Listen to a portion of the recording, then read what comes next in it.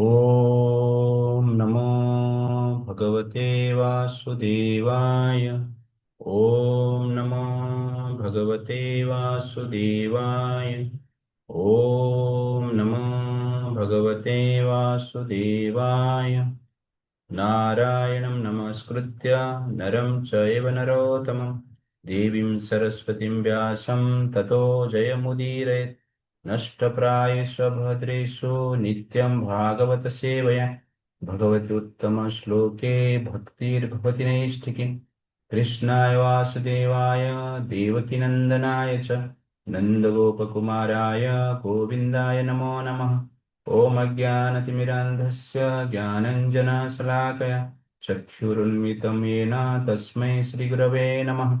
नमो विष्णुपादाय कृष्णपृष्ठाय भूतले श्रीमते भक्तिवेदान्ता स्वामिनिति नामिने। नमस्ते सारस्वती देवे गौरवाणी प्रचारिणे निर्विशेषशून्यवादी पाश्चात्यदेशतारिणे। नमो महावदान्याय कृष्णप्रेमप्रदायते कृष्णाय कृष्णचैतन्य नाम्ने गौरतिसे नमः। पञ्चदत्तात्मकं कृष्ण भक्तरूपस्वरूपकं भक्तावतारं भक्ताख्यं नमामि भक्तशक्तिकं। हे कृष्ण करुणा सिन्धो दीनबन्धो जगत्पते गोपेश गोपिकान्त राधाकान्त नमोऽस्तुते। तप्त कांचन गौरांगी राधे वृंदावनेश्वरी वृषभानुसुते देवी प्रणमामि हरिप्रिय। पंचाकल्पतरुभ्यश्च कृपा सिन्धुभ्येव च पतितानां पावनेभ्यो वैष्णवेभ्यो नमो नमः। जय श्री कृष्ण चैतन्य प्रभु नित्यानंद श्री अद्वैत गदाधर शिवासादि गौर भक्तवृंद। हरे कृष्णा कृष्णा कृष्णा हरे हरे हरे राम राम राम हरे हरे। हरे कृष्णा। तो हरे कृष्णा समस्त भक्त को हम हार्दिक स्वागत करते हैं आज का कार्यक्रम में। तो कल हमने देखा था किस प्रकार देवकी और वासुदेव के विवाह हो रहा है और कंस देवकी के रथ को चालना करते हैं, रथ को चलाते हुए आगे बढ़ रहे हैं और उसके साथ साथ मैरिज हो रहा है, विवाह हो रहा है, बड़ा फंक्शन हो रहा है, सब लोग आनंदित हैं। तो दुनिया का सबसे बड़ा खुशी का समय जनरली शादी कहा जाता है। शादी के बाद खुशी नहीं रहता है वो अलग बात है, बट शादी को ही जनरली दुनिया का सबसे बड़ा खुशी कहा जाता है। उसमें ही बाजा बजा कर बैंड बाजा बजा कर जो भी नाचना गाना वहां पे समाप्त हो जाता है। इस प्रकार जनरली देखा गया है। तो वहां पर भी साउंड एंड म्यूजिक सब चल रहा था। अचानक इमेजिन दिस सीन, रथ पर देवकी और वासुदेव जी, देवकी और वसुदेव हैं, चारों ओर हजार हजार सैनिक भी हैं, लाखों फॉलोअर भी हैं, गोल्डन चैरियट है, हाथी में घोड़े हैं, सब लोग आनंदित हैं, नाच रहे हैं, गा रहे हैं। अचानक आकाशवाणी होता है, पथि प्रग्रहिणं कंसम आभास्य हा शरीरवाक् आस्य त्वाम् अष्टमो गर्भ हन्तायं बहसे अबुद्धः। While Kansa, controlling the reins of his, was driving the chariot along the way, an embodied voice addressed him, "You foolish rascal, the eighth child of the woman you are carrying will kill you." तो यहाँ पर अचानक आकाशवाणी होता है कि हे कंस, आप जिस देवकी का रथ को इतना खुशी से लेके जा रहे हो, उस देवकी का अष्टम गर्भ का संतान आपका मृत्यु का कारण बने। ये जब कंस सुनता है विचलित हो जाता है। तो कंस जब देवकी को रथ में लेके जा रहा था, उस समय प्रेम के कारण, एफेक्शन के कारण, सो कॉल्ड प्रेम, सो कॉल्ड एफेक्शन के कारण कंस जनरली बोल रहा था कि देवकी मेरी बहन, इसके ऊपर जो हाथ उठाएगा उसका हाथ को मैं काट, इसके ऊपर जो मेरा, इसके ऊपर जो आंख उठाएगा उसका आंख को निकाल दो। इसको कोई अपमान करेगा तो जनरल में उसका जीवन करेगा। लेकिन ये सुनने के पश्चात कंस क्या हो जाता है, बिलिंदर हो जाता है। और बिलिंदर होकर क्या करता है, इति युक्त सखल पाप भोजानां कुलपां सनः खगिनीं हन्तुम् अर्बद्धं खड्गपाणि कचे अग्रहीत्। Kans was condemned personality in the Bhoja dynasty because he was envious and sinful. Therefore, upon hearing this omen from the sky, he caught hold of his sister's hair with his left hand and took up his sword with his right hand to sever her head from her body. Kans जो कि एक पापी पुरुष था, और इसीलिए देवकी को मारने की वो प्रयास की। जो हाथ उठाएगा तो उसको हाथ काटने वाला था। अभी उस हाथ में देवकी को केस को पकड़ता है, तो तलवार उठा के मारने के लिए जाता है। This is the situation of Vasudev and Devaki on the day of marriage. विवाह का दिन में ऐसा सिचुएशन है वसुदेव और देवकी का, जो कि भविष्य में भगवान कृष्ण के पिता माता बनने वाले, जो कृष्ण के पिता माता बनने वाले हैं, उनका शादी का दिन।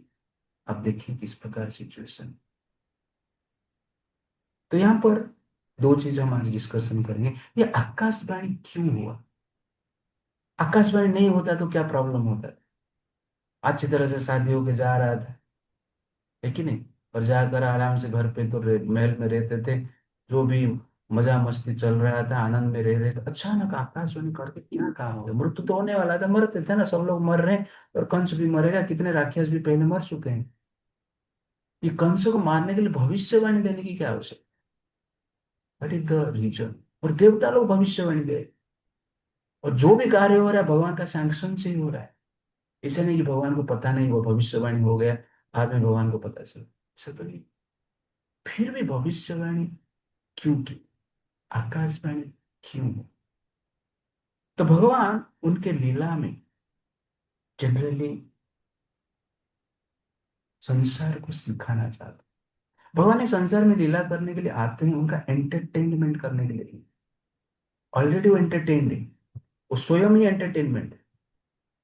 उनको आनंद प्राप्त करने के लिए बाहर का कोई उद्गम उत्स की आवश्यकता नहीं, बाहर से उनको जरूरत नहीं। वो स्वयं क्या है, सेल्फ सेटिस्फाइड, आत्मा राम हो गया।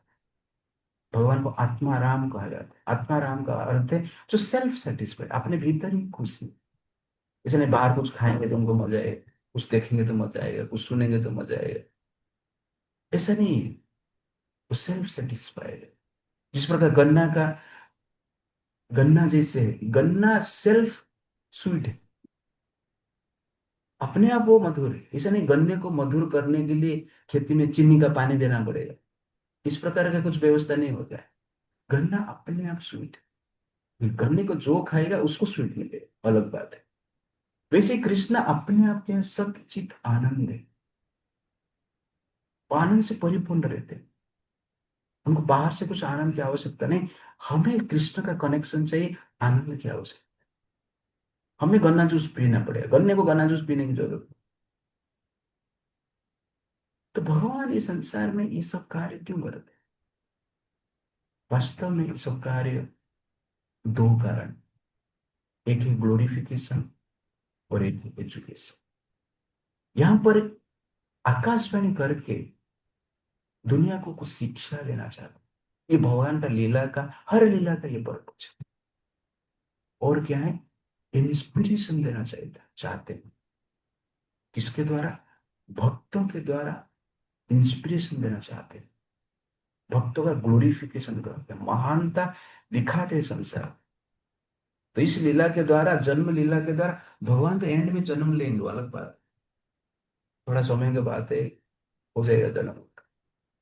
लेकिन वसुदेव और देवकी का महानता को भगवान दिखा, वास्तव में भक्ति क्या है, और भक्ति किसी प्रकार परिस्थिति में भी हम प्रैक्टिस कर सकते हैं, उसका एजुकेशन देने के लिए, उसके लिए इंस्पिरेशन देने के लिए देवकी और वसुदेव का कैरेक्टर को, चरित्र को इस लीला के द्वारा प्रकट कर।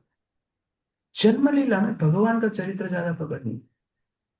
भगवान का चरित्र जनरली थोड़ा वर्सेस में खत्म हो जाता है। जन्म लीला में वसुदेव और देवकी के डेडिकेशन, त्याग, एफेक्शन, लव, टॉलरेंस, ये जो भाव वो क्या करते हैं, प्रकट करते हैं समाज के सामने, जिसके द्वारा हम जान सकते हैं कि वास्तव में भक्ति क्या हो।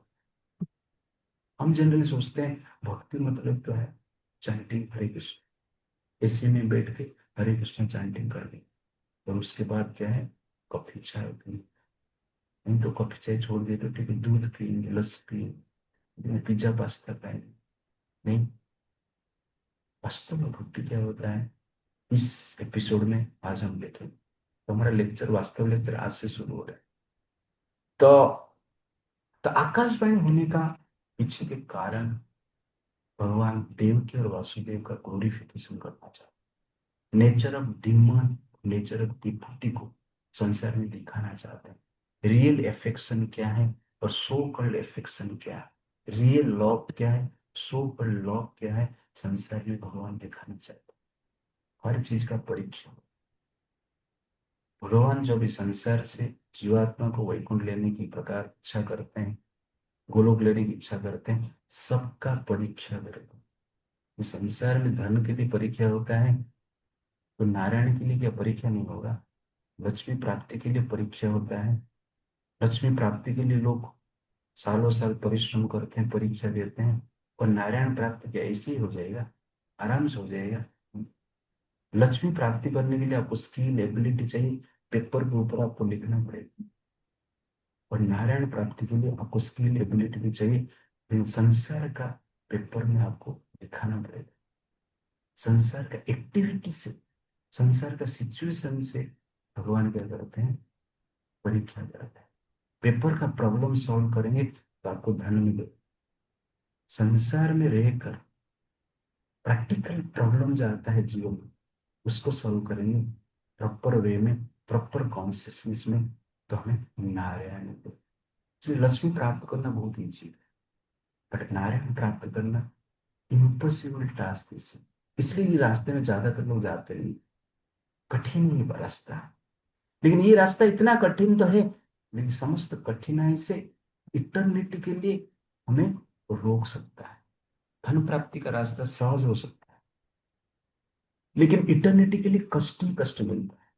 जन्म जन्म जन्मांतर भौतिक जगत में घूमते रहे। लेकिन नारायण प्राप्ति का रास्ता कठिन हो सकता है, लेकिन इटर्निटी के लिए ये कठिनाई बंद हो जाए, समाप्त हो जाए।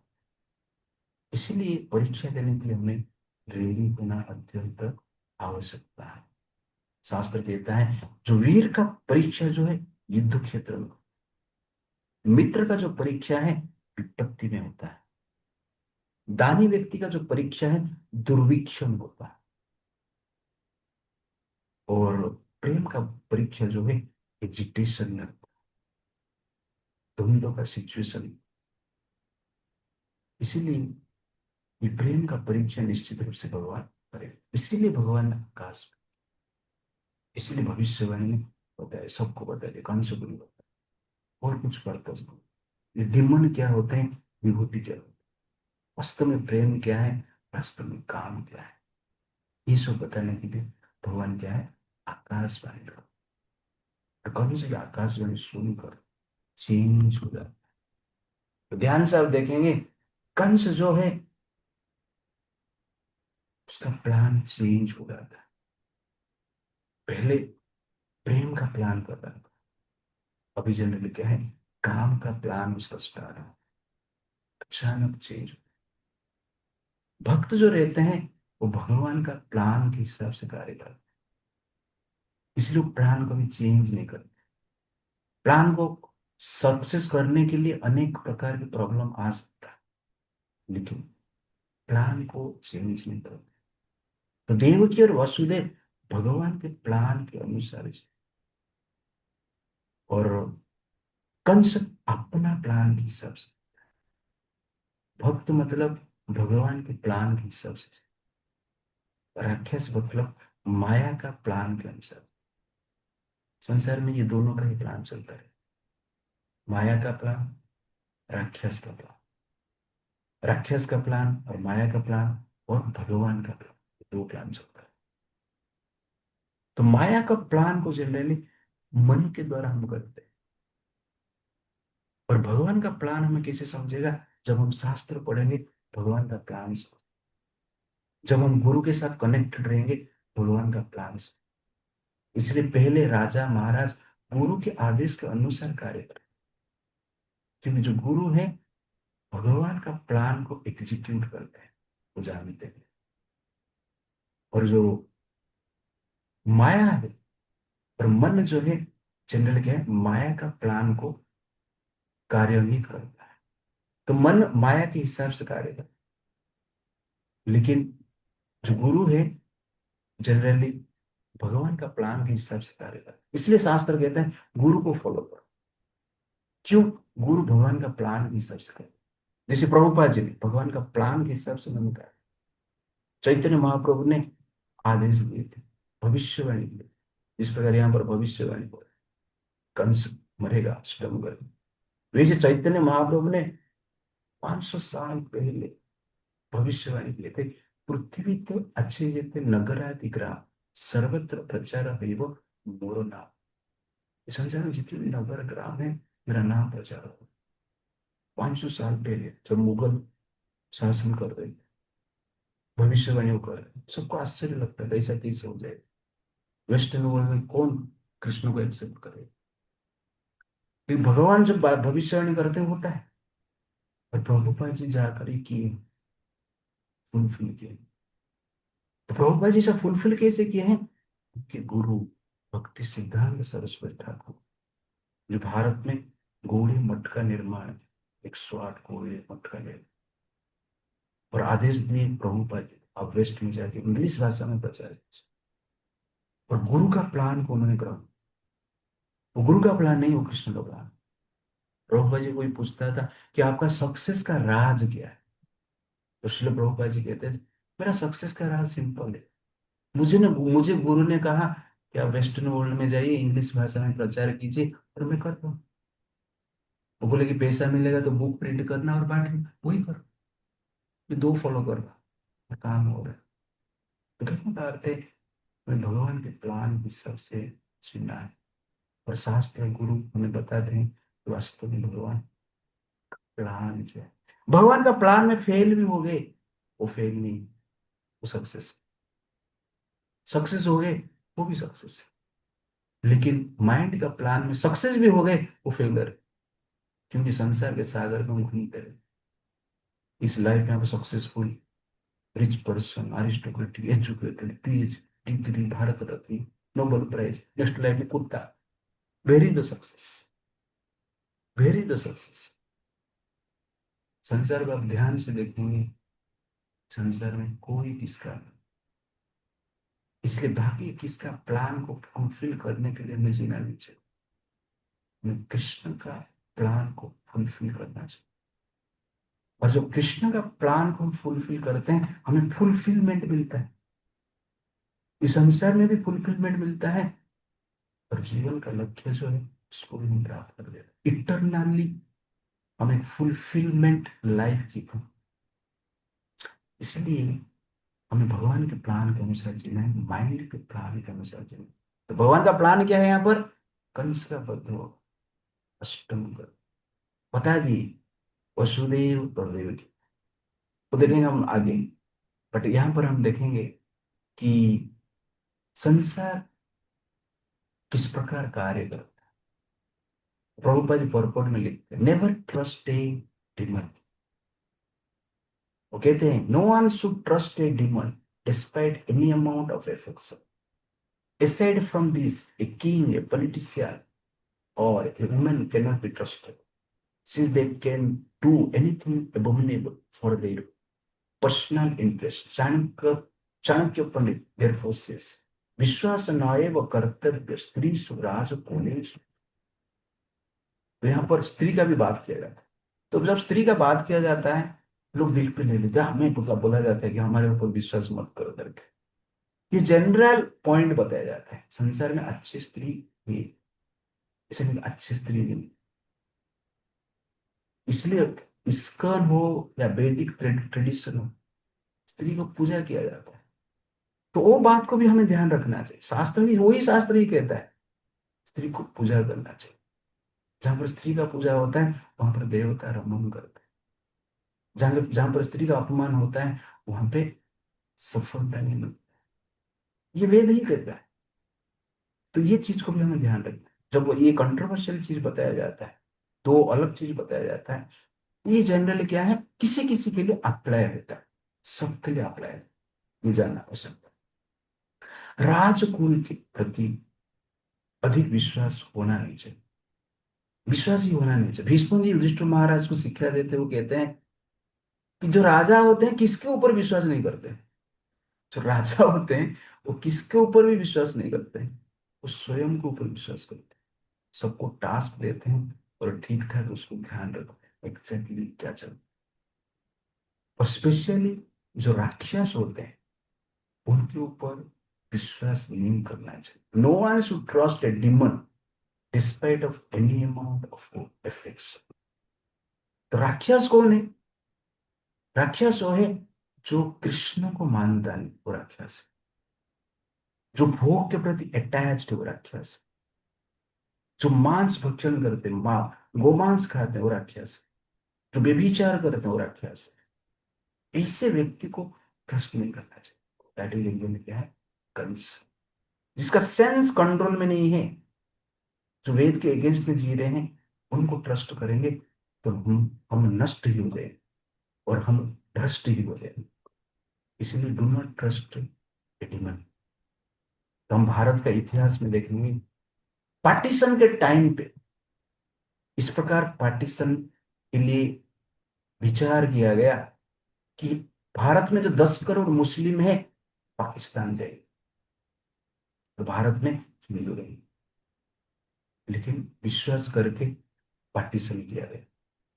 लेकिन पार्टीशन के दिन ऐसा नहीं, पहले से प्लान था, ऐसा नहीं हो सकता। तो लगभग 6 करोड़ समथिंग पाकिस्तान गए और 4 करोड़ से कुछ ज्यादा जनरली क्या है, भारत में रहे, जानबूझ कर रहे। क्यों? उनको भारत को फतह करना था, भारत को जीतना था। गजवा हिंद उनका गोल है। अभी तक प्रयास चल रहा है। एक देश इसलिए लिए है कि इंडिपेंडेंट रहते हुए भारत के ऊपर कैप्चर कर ले। इसलिए कहा जाता है कि राक्षस को कभी विश्वास नहीं कर। कश्मीर में 5 लाख हिंदू बाहर निकाल दिए, लेकिन उस हिंदू परिवार के घर में मुस्लिम लोग जनरली जमीन में काम करते थे, उनका फैक्ट्री में काम करते थे, उनका दुकान में काम करते थे। लेकिन 1990 जब वो डिस्कस हुए उस समय वही जो काम करने वाले सर्वेंट थे, एम्प्लॉई थे, पड़ोस वाले थे, सब लोग मिलकर उनको मालिक को ढूंढा, उनका घर जलाए, उनका बीवी को रेप किया, उनका बेटा बेटी को अपमान किया, रेप। इस प्रकार की सिचुएशन। इसीलिए जनरली हमें राक्षस लोग से दूर रहना चाहिए, हमारा प्रोटेक्शन। मोहम्मद घोरी के ऊपर विश्वास करे, पृथ्वीराज चौहान छोड़ देते, उसी छोड़ देते अपना बड़पन के। लेकिन 17 बार हारने के पश्चात 18th टाइम मोहम्मद घोरी ने एक बार सिर्फ जीता है। देखो इसे, ये डिमोनियक मेंटेलिटी, वो 11 साल तक वो वेट नहीं करते हम आगे करेंगे बाद में चेंज करें, अभी तो 10 साल शासन कर रहे हैं, ऐसा वो चिंता नहीं करते। एक बार जीता तुरंत पृथ्वीराज चौहान को पकड़ते हैं, उनका आंख ही फोड़ देते हैं, उनका बीवी को किडनैप कर लेते हैं। उनके साथ क्या क्या हुआ रहेगा, आप विचार कर लीजिए। दिस इज लेक्चर लिखे हैं टेंडेंसी, इतिहास से सीख लेना चाहिए। हमारे पास समय है, टाइम है, उस समय के अनुसार पावर को ठीक ठाक यूज करना चाहिए। समय चला जाएगा, एक बार वो लोग पावर में आएंगे, नेक्स्ट एक बार मान लो एंटी हिंदू गवर्नमेंट पावर में आता है, तब देखिए भारत का सिचुएशन क्या है।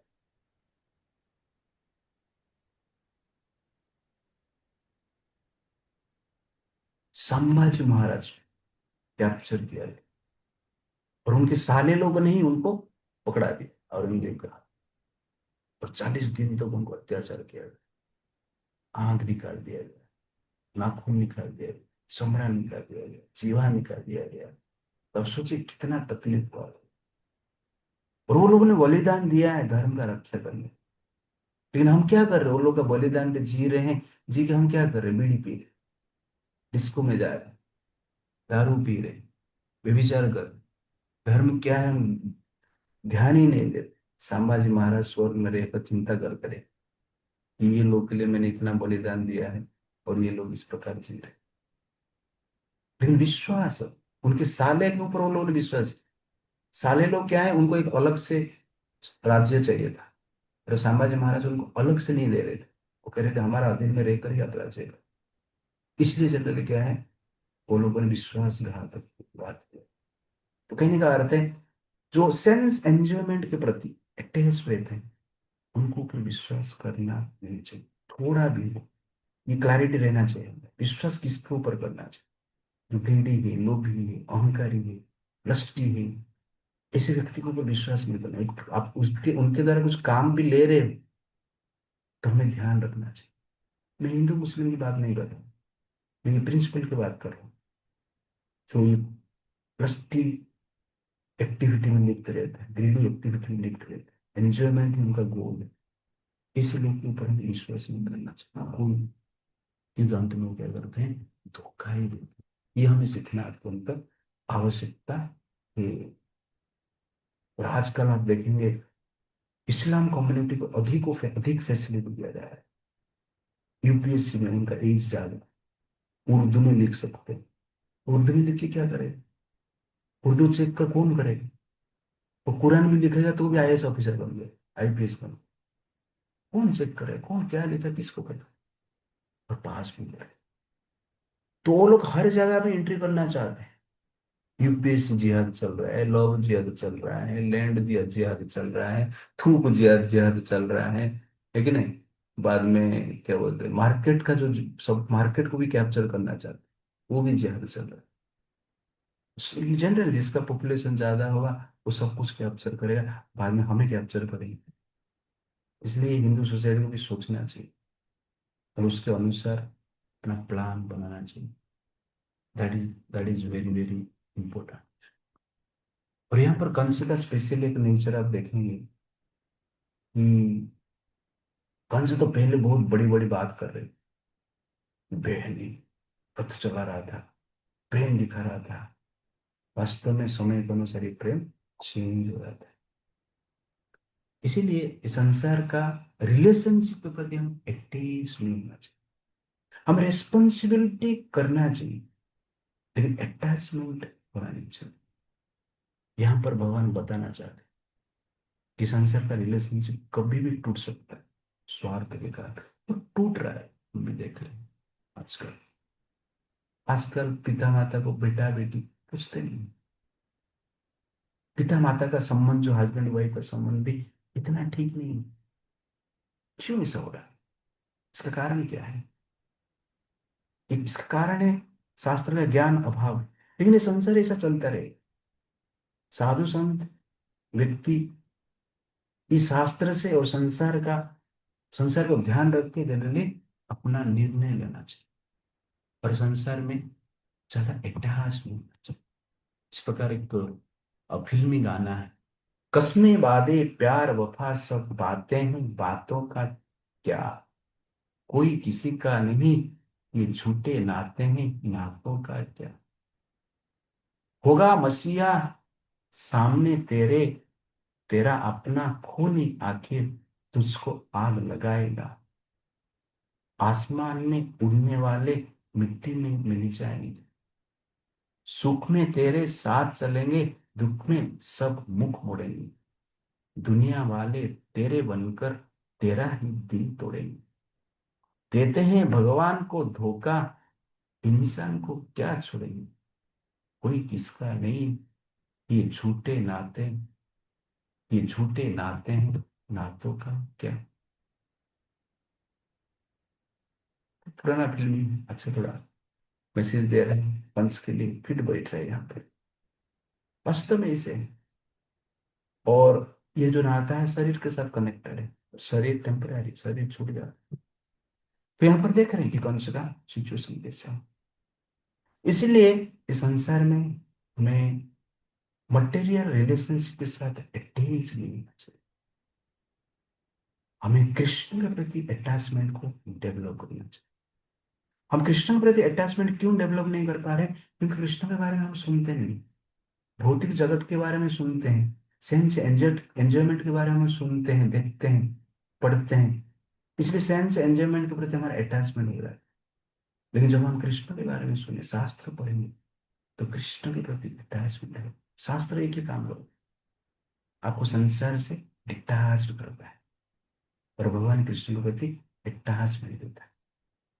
और संसार के प्रति जो अटैच्ड रहते हैं, उनका परिणाम क्या होता है, that is Kans. Kans is powerful, all opulence उनके पास है, शक्ति देवताओं को जीते हैं। अब सोचिए मत, ये साधारण सॉफ्टवेयर इंजीनियर आईटी डिपार्टमेंट में काम कर रहा है, IAS IPS, prime minister Trump है, नहीं ये ऐसा नहीं है, वो लाखों करोड़ों गुना आगे है। मटेरियल अटैच, अब राजा होके मटेरियल अटैचमेंट में रहिए, या साधारण प्रजा होके भी अटैचमेंट रहिए, पेन सेम। तो कंस किस प्रकार एक फ्रस्ट्रेटेड जीवन जिएगा हम देखेंगे इस एपिसोड में, बिकॉज ऑफ मटेरियल अटैचमेंट। और देव की वसुदेव आप देखेंगे डिफिकल्ट सिचुएशन में है, लेकिन मटेरियली डिटैच्ड है और कृष्ण के प्रति अटैच्ड है। इसलिए डिफिकल्ट सिचुएशन में रहकर इस प्रकार शांत रहते हैं। उनका कैरेक्टर हम देखेंगे। हरे कृष्ण। श्री प्रभुपाद की जय। तो कल हम देखेंगे कि वसुदेव जी ये देखकर क्या कर, क्या वसुदेव जी देवकी को बचा पाएंगे या नहीं बचा पाएंगे, हम देखेंगे कल। हरे कृष्ण। श्री प्रभुपाद की जय।